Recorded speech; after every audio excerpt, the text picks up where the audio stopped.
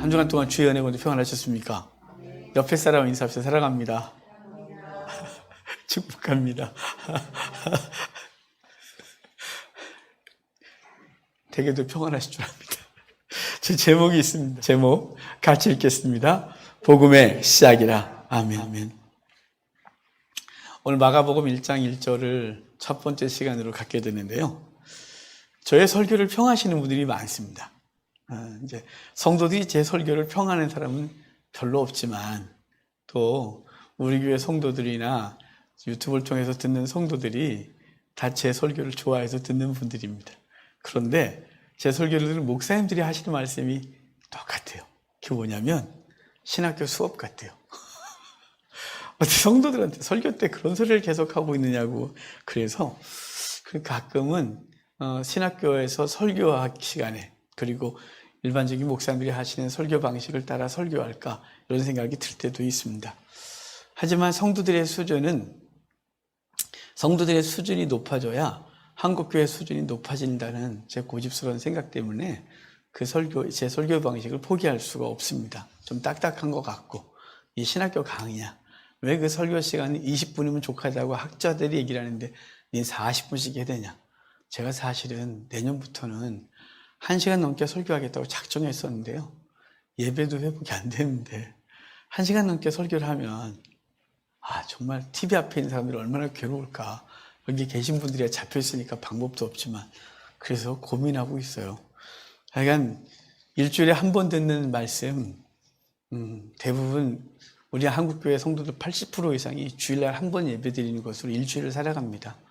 일주일에 한 번 듣는 말씀을 바른 말씀, 그리고 귀를 즐겁게 하는 것이 아니라 심령에 새겨지는 말씀을 전하기 위해서 애쓰고 있는데, 오늘은 진짜 신학교 강의 같아요. 그래서 걱정이 많아요.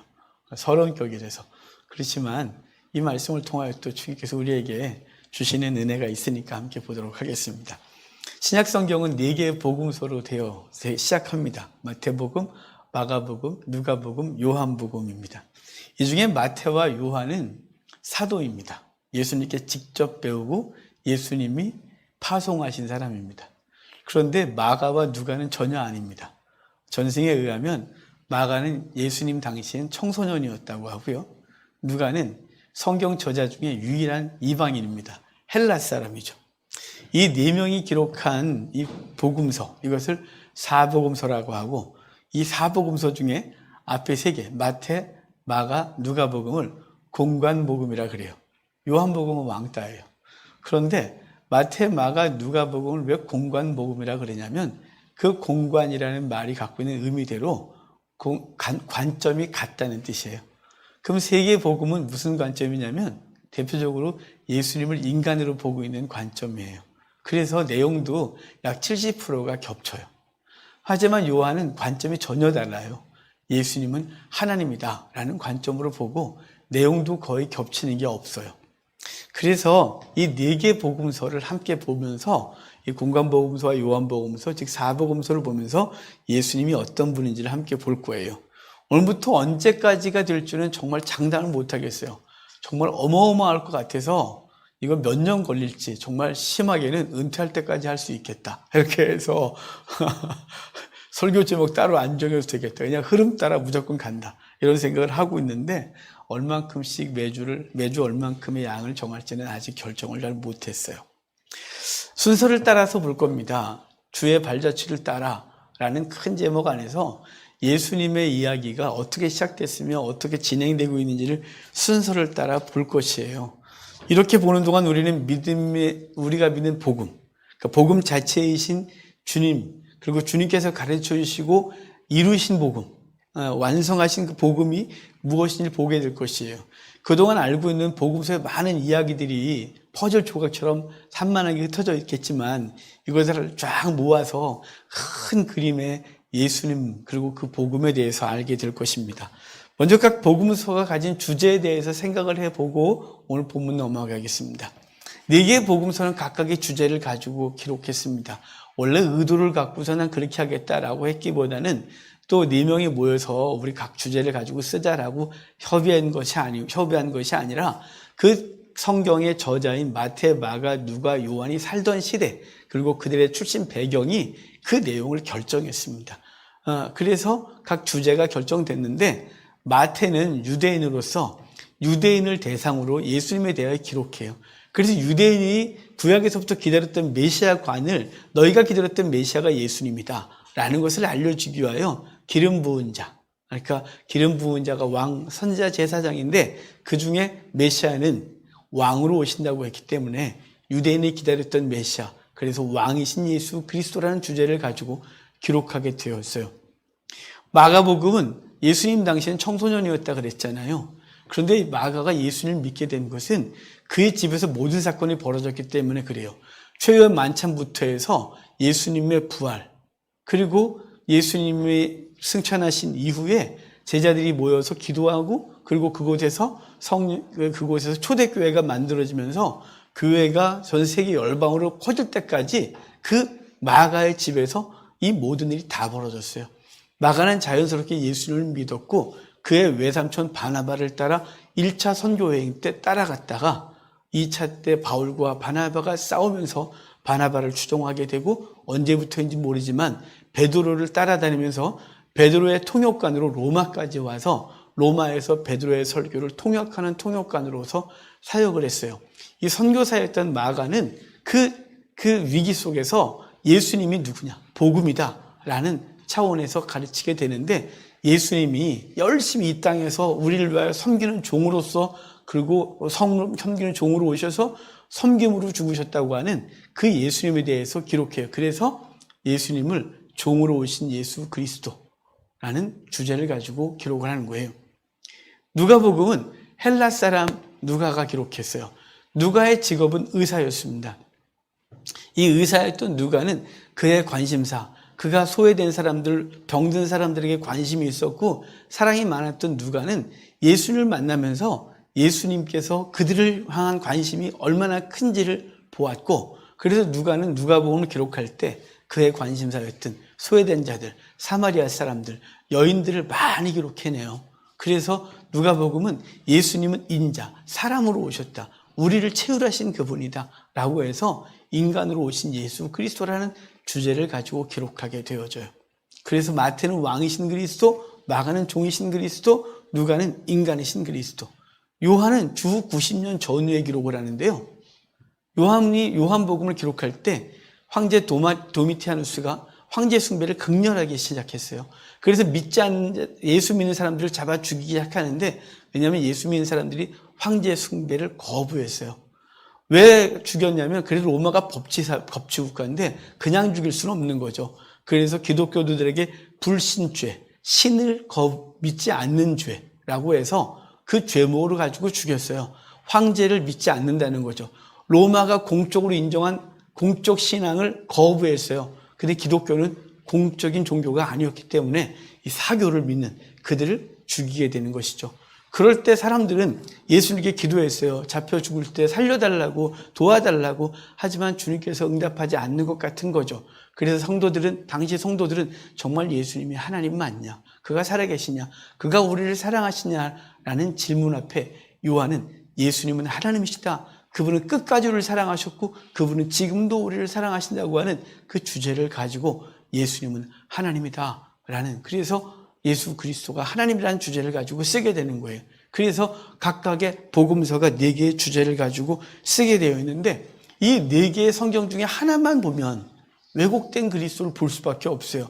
누구는 왕, 누구는 종, 누구는 인간, 누구는 하나님이기 때문에 그래요. 그래서 이 예수님에 대해서 온전하고 풍성하게 알기 위해선 4개의 복음서를 같이 봐야 돼요.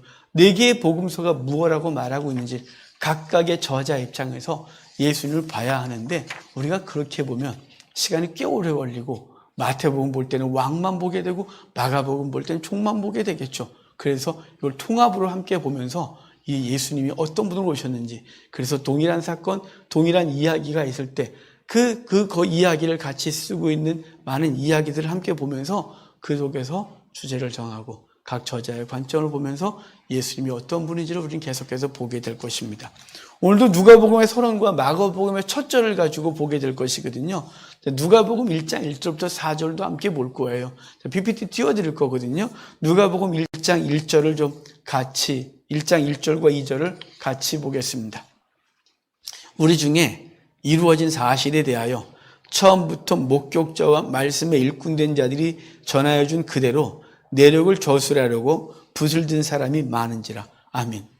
누가는 기존에 예수님에 대해서 기록한 사람이 많다고 말하고 있어요. 내가 지금 기록을 하려고 하지만 이미 예수님에 대해서 이 일에 대하여 기록한 사람이 많다라고 하고 구체적으로 누구의 글이라고 말하지는 않습니다. 하지만 누가복음과 사도행전을 기록한 시점을 학자들마다 조금씩 다르게 되는데 신학적으로는요, 마가복음을 원복음이라 그래요. 마가복음이 가장 먼저 쓰여졌다는 거죠. 하지만 저는 그 신학자들의 얘기 동의를 잘 안 해요. 약간 좀 고집스러운 데가 있기 때문에 그러죠. 마가복음이 처음 기록한 것이라고 신학자들은 얘기를 하지만 성경이 내적으로 증거하는 얘기를 누가복음과 사도행전 얘기를 보면 누가복음은 사도 바울이 예루살렘에 와서 3차 전도여행 때 잡혀요. 그래서 주전 58년부터 60년까지 총독부가 있었던 가이사랴의 감옥에 있었고, 그리고 거기서 로마로 압송돼서 62년에 로마에서 추록을 해요. 근데 사도행전이 어디서 맞춰지냐면 62년 추록하는 얘기에서 맞춰져요. 2년 동안 로마에서 그 감옥에서 복음을 증거했다는 것으로 맞춰요. 그 이후에 사도 바울의 행적이 하나도 기록이 안 돼 있어요.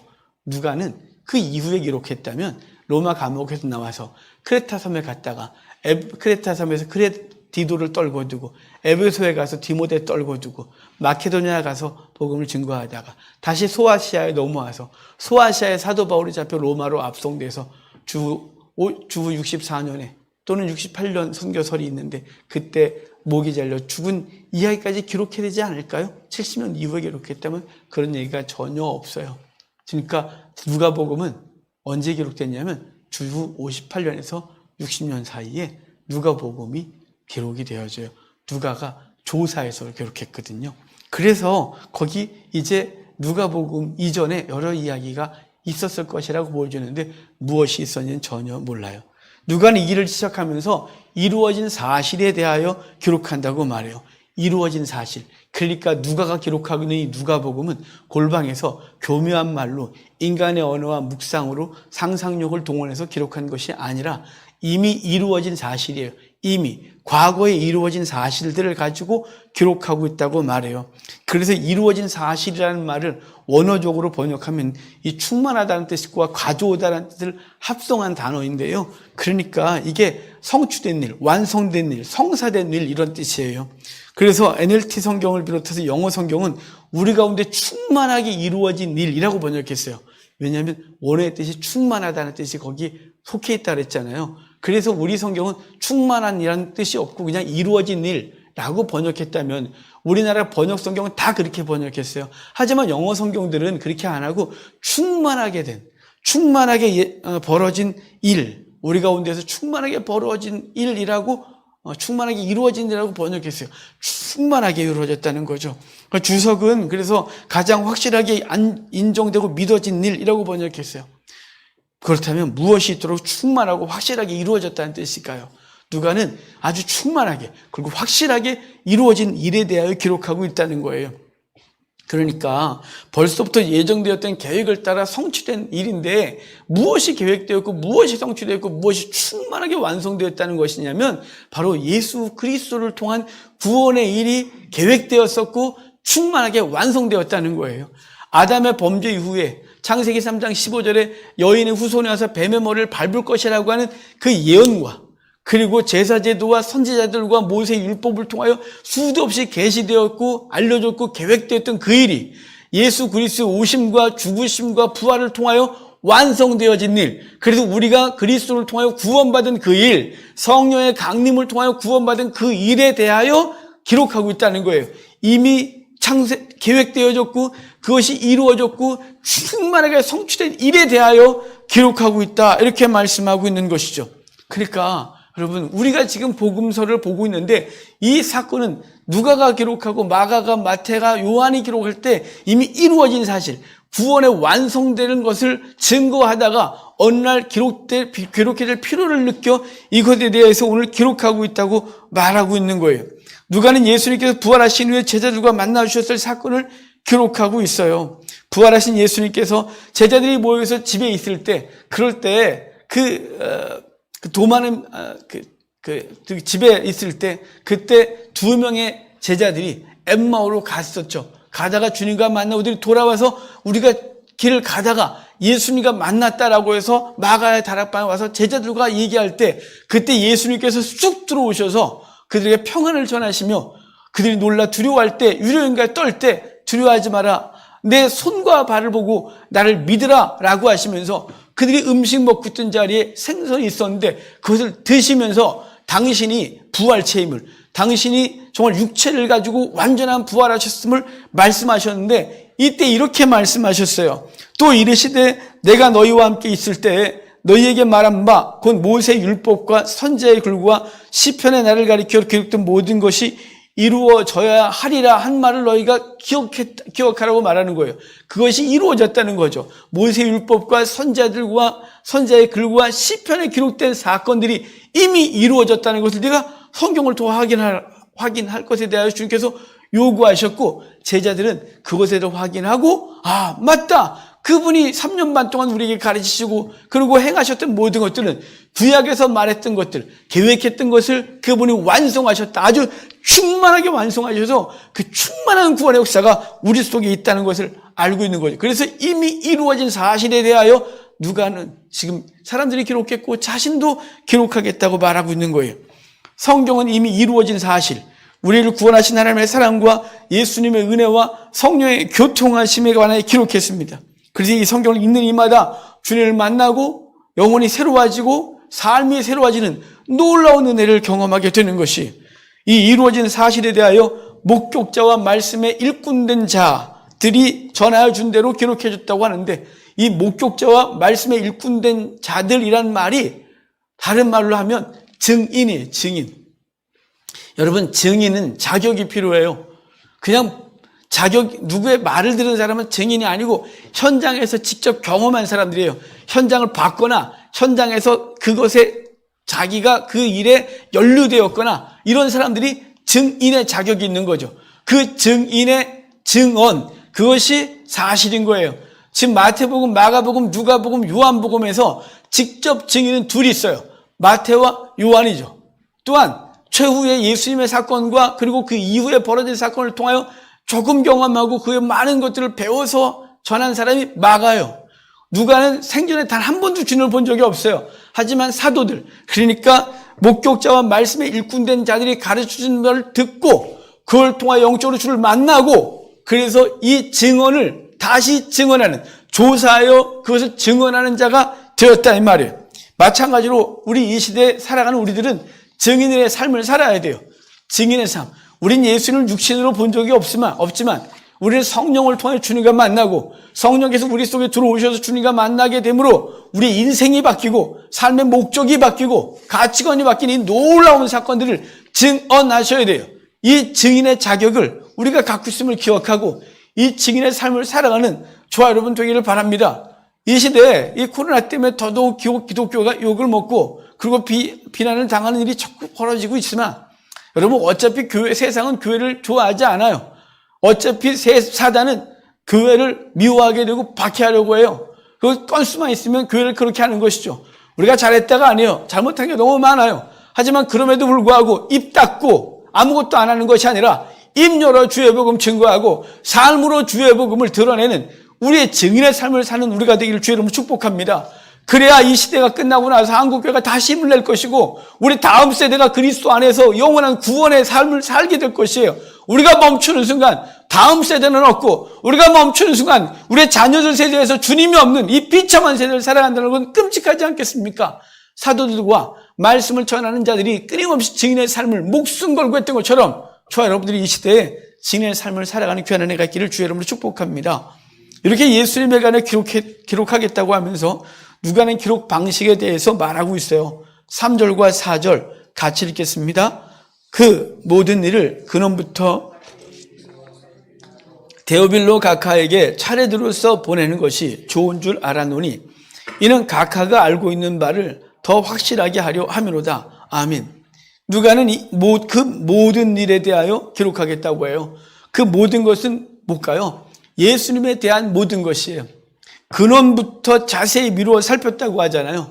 그러니까 누가복음은 오늘 누가복음을 이렇게 시작하면서 세례 요한의 탄생 예언, 예수님의 탄생 예언, 세례 요한의 탄생, 예수님의 탄생, 그리고 예수님의 어린 시절 이렇게 쭉 가면서 이 순서대로 자세히 미루어 살펴서 기록하고 있는 거예요. 누가는 제가 아까 서론격에서 주전 58년부터 60년, 주후. 그래서 3차 전도행을 마치고 예루살렘에서 바울이 잡히고 2년 동안 가이사랴 감옥에 바울이 갇혀 있을 동안 누가는 그 땅 전역을 다니면서 조사했다 그랬잖아요. 그래서 그가 누가복음 시작하면 내가 조사해서 참 면밀하게 조사해서 순서대로 기록한다고 말하고 있는 거예요. 누가는 모든 걸 찾아다녔어요. 예수님이 갔을 만한 장소, 예수님을 만났던 사람들을 찾아다니면서 그 사건을 기록해냈습니다. 그래서 예수님의 사건을 기록해내는데 자세히 했다 그래요. 이 자세히 했다는 이 헬라어도 이게 어떤 이 침의 끝을, 첨단, 극점 이런 뜻을 갖고 있는 단어에서 유래됐는데, 그러니까 아주 세밀하게, 모든 사건을 세밀하게 조사한 거예요. 예를 들어, 박 집사님이 주님을 만난 사람이었다는 것이 소문을 들었어요. 그냥 듣고 끝난 것이 아니라 누가는 그에 가서 정말 만났어요. 어떻게 만났어요? 사건의 경위가 어떻게 돼요? 어떤 상황에서 만났어요? 느낌이 어땠어요? 등등을 아주 조사하게 조금도 빠지지 않고 기록했다는 거예요. 누가복음이 굉장히 길어요. 누가복음이 굉장히 길고 그 사건마다 아주 구체적이 되어 있어요. 마태, 마가가 기록한 사건이 요만큼이라면 누가는 동일한 사건을 이렇게 기록해요. 왜냐하면 자세히 조사했거든요. 그냥 앞뒤가 왜 그런지 이 인과관계가 어떤 것인지를 누가를 다 조사해서 기록했어요. 미루어 살폈다고 되어 있잖아요. 마음을 다했다, 힘을 다했다, 집요하게 탐구했다는 뜻이에요. 누가는 대충 하지 않은 거죠. 의사인 누가는 속성이 그렇지 않겠어요? 어떤 이 병증이 생기면 이 병증의 원인이 무엇인지를 찾아야 그 병증의 원인을 알고 그 원인을 알아야 처방을 내리고 그 처방의 약을 어떻게 쓸지를 알지 않겠어요?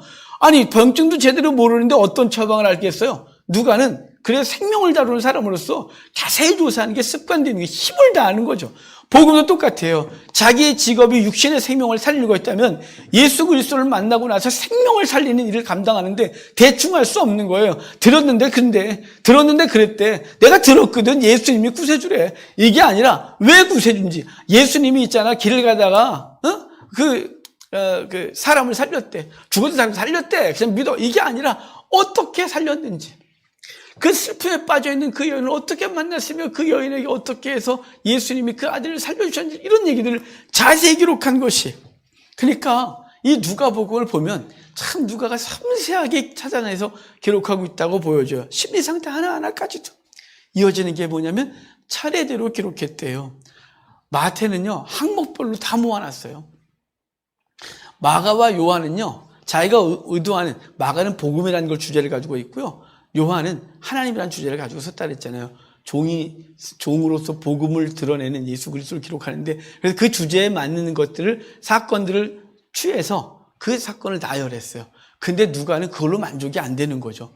그래서 누가는 아예 차례대로 처음부터 어떻게 순서대로 되는지를 다 찾아내서 그 순서대로 기록하고, 그것이 누가복음에서 멈추지 않고 사도행전으로 이어지는 바람에 초대교회가 어떻게 생성된지 우리가 알아요. 초대교회가 어떻게 세상 열방으로 흩어졌는지를 누가가 아니었으면 아무도 몰라요. 그냥 어떻게 됐겠지 정도지. 이 누가가 있었기 때문에 이렇게 기록하고 있는 거죠.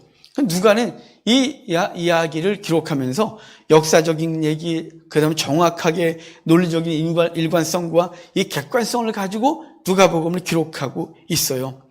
그런데 누가복음이 누구에게 쓰고 있냐면 데오빌로 각하에게 기록한다 그러잖아요. 데오빌로가 실제 인물이다 아니다 신학적으로 논쟁이 많아요. 누가복음에서 데오빌로 각하요라고 되어 있고 사도행전을 보면 각하가 탈락된 걸 보면 실제 인물 같아 보여요. 맨 처음엔 좀 거리감이 있다가 사도행전을 기록해서 보낼 때는 거리감이 사라졌다는 사실이 이렇게 보여지거든요. 왜 데오빌로가 이름의 뜻이 아주 묘해요. 데오는 데오스, 하나님이란 뜻이에요. 빌로는 필로스, 그래서 형제사랑이라는 단어를 합친 거예요. 그래서 하나님의 사랑을 입은 자, 하나님의 사랑, 뭐 이런 식의 이름을 갖고 있는 사람이 데오빌로예요. 그래서 누군가는 이 사람이 하나님을 굉장히 신실하게 섬기는 사람이다라고 말하지만 전 그렇게 생각 안 해요. 왜냐하면 이 사람은 원래 우상숭배자였다고 보여줘요. 당시 하나님은 데오스는 단순히 우리가 믿는 여호와 하나님이 아니라 모든 신을 일컫는 그냥 일반적인 용어예요. 일반 명사인 거예요. 그냥 신인 거예요. 신의 사랑을 입은 자, 이런 뜻인 거죠. 우리가 기독교인이니까 그렇게 하나님 여호와 이렇게 느낌이 오는 것이고, 그렇지 않아요. 이걸 그렇게 보면 어떤 느낌이냐면, 그 데오빌로는 원래 우상숭배의 집안에서 자라 우상, 그 신의 사랑을 받는, 어떤 신인지 모르겠지만 그 사랑을 받는 자는 이름을 갖고 태어난 그 부모가 이름을 지어줬고, 그래서 살던 그에게 누가는 예수 그리스도에 대하여 소개하고 그리스도가 어떤 분인지를 알려주고 있는 거죠. 그리고 그의 신앙이 깊어져 그의 이름답게 하나님으로부터, 우리가 알고 있는 여호와 하나님부터 사랑을 입은 자의 삶을 살게 되는 것이에요. 그러니까 믿지 않는 자에게 또는 초신자에게 누가는 이 복음서를 기록해서 그에게 예수 그리스도를 소개하고 있는 것이에요. 우리도 마찬가지죠. 우리도 우리 시대의 데오빌로를 찾아 나서는 거예요. 데오빌로를. 그들의 신은 베요, 그들의 신은 마귀요, 그들의 신은 세상인데, 그 세상에 사랑받은 자, 세상을 사랑하는 자, 그 마귀의 사랑을 입은 자들을 찾아가서 그리스도를 증거하고 그들에게 예수 그리스도가 어떤 분인지를 설명해 주어야 하는 것이에요. 그냥 시계주처럼 교회를 왔다 갔다 하면 우리의 신앙은 그냥 무너져요. 사단은 우는 사자와 같이 삼킬자를 찾는 이 시대에 기독교인들이 시계추 같아요. 일주일에 한 번 교회를 왔다 가는 것으로 좋게 해요. 성경을 일주일에 한 번도 안 읽는 성도들이 대부분이고, 설교를 주일날 20분 설교를 듣는 것으로 족하고 그냥 종교행위하고 있는 것이죠. 그렇기 때문에 이단들에게 그냥 쉽게 유혹이 되어지고 세상 가치관에 쉽게 넘어지고 있는 것이에요. 지난주 어떤 사람을 만났는데 그분이 대형교회 여전도 회장을 했었대요. 대형교회 여전도 회장까지 했었는데 교회에 실망을 해서 지금은 불교 신자래요. 제가 마음이 되게 답답했어요. 그래서 한 번 더 만났어요, 그 이후에. 그리고 다음에 다시 만날 건데, 이제 그 왜 만나려고 그러냐면 저보다 나이도 10여 세 많으시고, 그리고 저하고 이렇게 성격도 너무 다르고, 제가 이렇게 별로 이렇게 가까이 하고 싶지 않은 스타일, 나쁘다는 뜻이 아니라 저하고 성향이 잘 맞지 않는 분이세요. 근데 그분을 우연찮게 만나고 나서 이분을 다시 교회로 인도해야겠다, 우리 교회로 인도했다는 게 아니에요. 우리 교회로 원래 멀어요. 그래서 그가 다시 교회로 가서 예수 그리스도를 다시 만나게 해야 되겠다는 마음이 생겨서, 제 성향상 잘 안 되는데 밥 먹자 그래서 제가 식사 초대해서 식당에서 밥 먹고, 저하고 밥 먹는 건 하늘의 별 따인 거 아시죠? 제가 밥 먹는 건 머리 너무 아파하고 누군가 밥 먹는 걸 너무너무 힘들어하는 전데요. 그 처음 만난 그분, 저보다 10여 세도 많고 가치관도 하나도 전혀 누군지도 잘 모르는, 그 배경도 모르는 사람을 초청해서 식당에서 밥을 먹었어요, 지난주에. 다음에 또 다시 한번 연락을 해서 다시 식사할 것이고, 그래서 서서히 복음에 대해서 다시 얘기할 거예요. 저는 답답했어요. 왜냐하면 그 교회가 어떤 교회라고 말하는데 너무 화가 났어요. 아니, 여전도 회장 할 때까지 복음을 안 가르쳤단 말인가? 아니, 그냥 교회만 왔다 갔다 하고 교회 성도들의 교제가 좋게 해서 그냥 교회만 왔다 갔다 했으니까 열심을 냈던 그 사람이 갑자기 교회를 딱 떠나서 불교를 가서 난 체질이 불교예요, 이런 말도 안 되는 일을 들어야 되는지, 저는 이 한국교회가 얼마나 답답하겠어요. 여러분, 매주마다 저한테는 여러분 복음을 듣고 있는 거예요. 예수 그리스도가 우리를 죽으셨고 우리는 그 대속하신 하나님의 은혜 때문에 우리는 구원을 얻었습니다. 이 말이 귀에 딱 치가붙게 듣고 있어요. 저에게 또 하냐? 와, 황 목사 저에게 또 하냐? 예, 또 할 거예요. 죽을 때까지 그 얘기만 할 거예요. 왜냐하면 저에게는 좋은 강연을 들어오신 게 아니잖아요. 저를 통해서 예수 그리스도가 어떤 분이냐, 우리의 심령에 조금 뿌리를 내리다가 뽑히려고 하니, 조금 뿌리다 일주일 내내 세상 살다가 다 뽑힌 그거 다시 심겨주고 다시 심어드리고, 제가 물을 또 주고 그래서 우리의 심령 가운데 복음의 뿌리를 내려 그 어떤 것에 유혹당하지 않고 사단에게 잡혀먹히지 않는 성도 만드는 게 저의 사명인데, 한국교회가 그거 해야 되는데, 우리는 언제부턴가 교회는 교제의 단체, 그리고 교회에 나가면 뭔가를 얻어내고, 사업을 하려면 큰 교회 가서 어울려야 하고, 사랑관계를 위해서 교회 가야 되고, 정치하려면 어디 교회 가야 되고, 요즘 정치들 예배당 찾아다니고 내가 아주 니글거려 죽을 것 같아요. 언제부터 자기들이 예배당 왔었다고, 예배당 가서 하나님 앞에 기도하고 앉아있는지 알 수가 없어요. 예수 믿든지 아니면 오지 말든지. 여러분, 정말 답답한 것이죠. 왜 이렇게 됐나요, 우리 교회가? 왜 교회가 이렇게 엉망이 되었냐면, 복음이 뿌리를 내리지 않기 때문에 그래요. 자세히 연구한 적이 없는 거예요. 그냥 시계수처럼 왔다 갔다 한 거예요. 오늘 교회 가야 되네, 가고, 오늘 반가운 사람 만났고, 밥 먹고 왔고, 이런 것이죠. 복음이 없어요. 누가의 말을 다시 한번 보면, 알고 있는 말을 더 확실하게 함이라고 말해요. 4절에. 알고 있는 말을 더 확실하게 하려고 내가 이 글을 쓰고 있습니다. 이미 데오빌로가 그리스도에 대해서 들었다는 사실이에요. 그런데 그 신앙이 깊지 아니하고 그에게 예수 그리스도에서 다시 설명해야 될 필요가 있어서 당신이 이미 알고 있는 것을 더 확실하게 하고자 내가 이 글을 쓰고 있다고 말하는 거죠.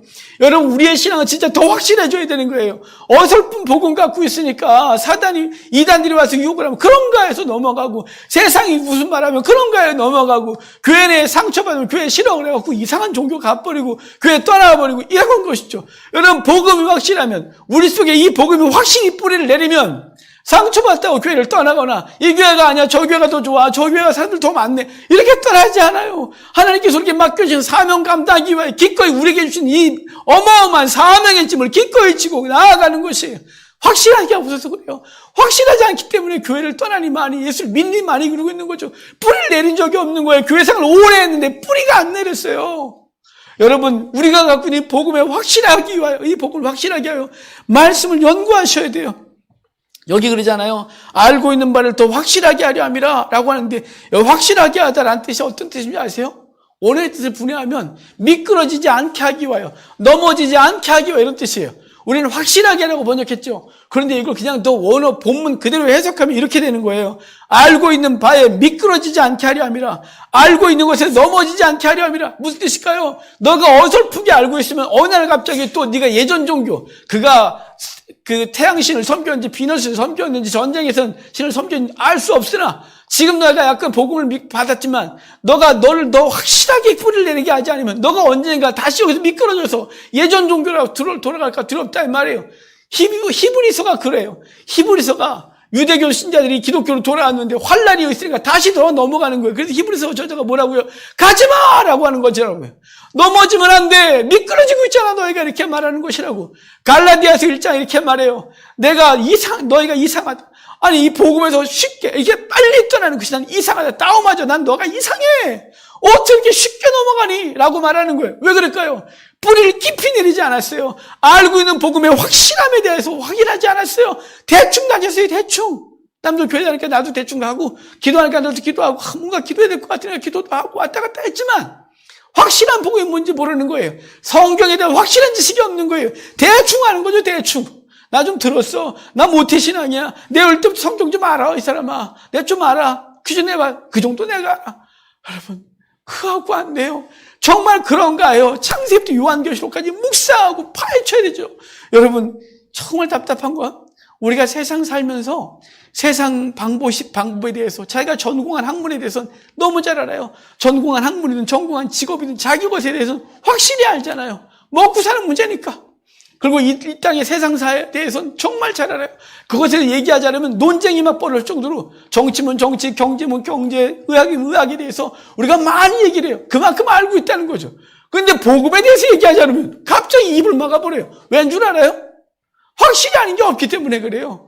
확실히 아닌 게 없으니까 누가 오면 그런가 하고, 뭔가 아닌 것 같은데 뭐라고 말은 못하겠고, 이게 답답한 거죠. 왜냐하면 그 알고 있는 것을 확실하게 하는 작업을 해본 적이 없기 때문에 그래요.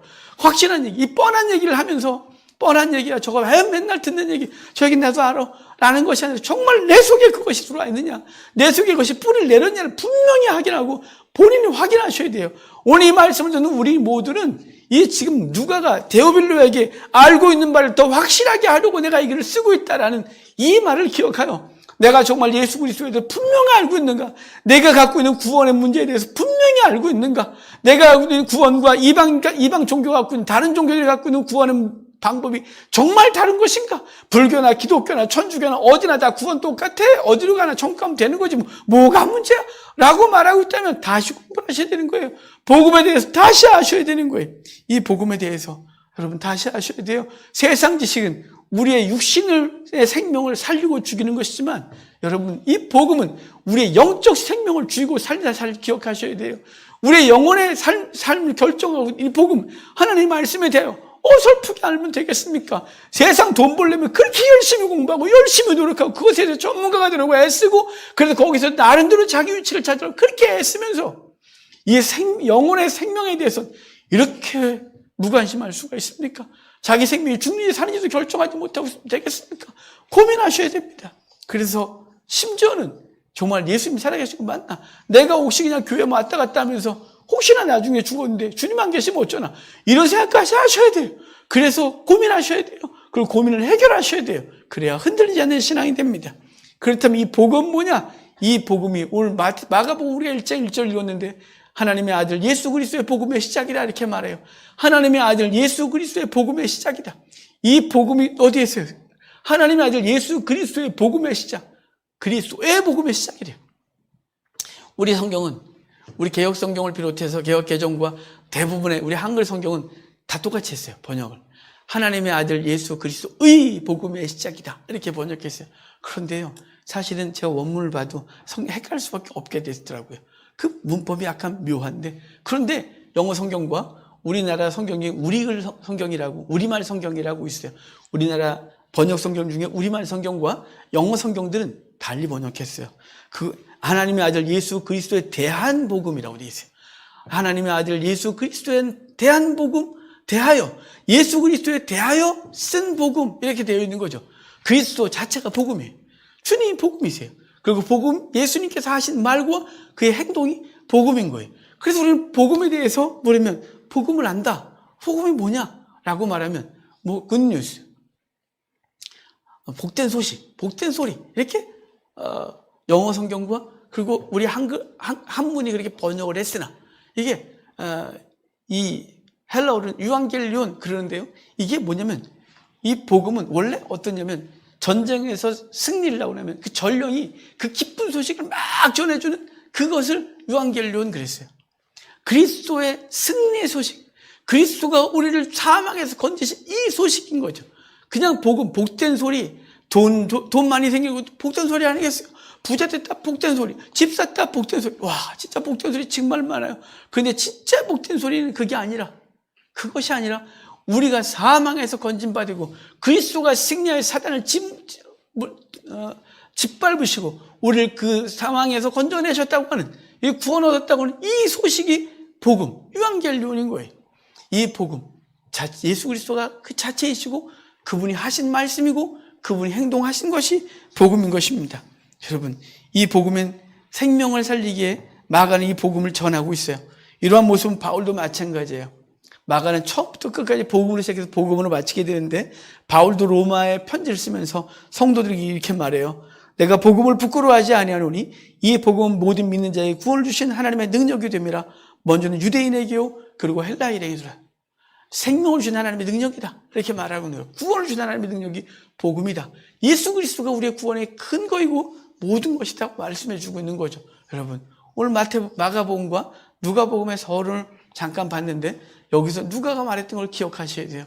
처음부터 자세히 미루어 살펴보고 차례대로 그리스도에 대해서 공부하여 우리에게 주어진 구원이 더 확실하게 하셔야 돼요. 그래야 세상에 미끄러지거나 바르지 않은 것에 미끄러지거나 이단 사상이 미끄러져서 이 엉뚱한 짓 하지 않게 되는 것이 이 말씀을 저와 여러분들이 끊임없이 공부하고 그래서 우리 속에 있는 구원을 분명하게 하고 누군가 우리 속에 있는 구원에 대해서 물을 때 너는 대체 믿는 것이 뭐냐? 너에게 구원이 확실하냐? 너가 얻은 구원은 무엇이냐고 물을 때 어리버리한 것이 아니라 분명히 말하고 확신 가운데 말하고 목에 칼이 들어와도 이것은 부인하지 않는 우리가 되길 주의 이름으로 축복합니다.